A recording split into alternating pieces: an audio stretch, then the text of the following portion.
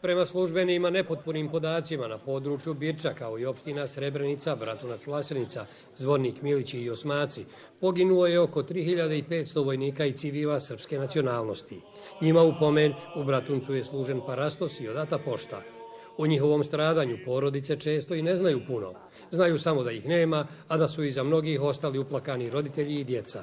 Na zagonima na Lađi poginuo je. Ništa drugo ne znam.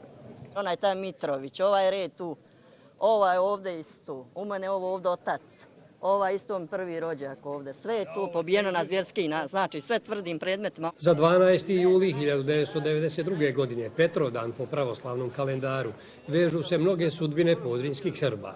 Tog je dana u ratnim operacijama poginulo i nekoliko članova porodice Grujičić.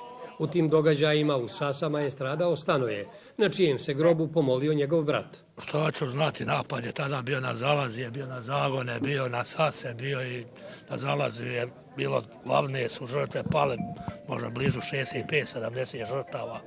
Njih je nekoliko u Sasama i na Zagonima gore i tako izgledno je možda tada preko 100 ljudi.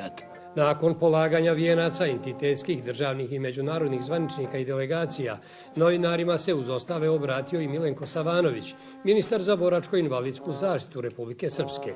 Svi oni svjetski moćnici koji ne priznaju da je bilo žrtava na Srbina su u velikoj greški, jer ti isti Srbi imaju u svom životu i radu vodeća načela koja su duboko utemeljena u hrišćanskoj ideologiji, a to je istina, sloboda i pravda. Parastos u Bratuncu obilježen je kao istorijski događaj, čiji je domaćin bio Odbor za njegovanje tradicije oslobodilačkih ratova Vlade Republike Srpske. Nakon bogosluženja i polaganja vijenaca održan je i poseban duhovni program.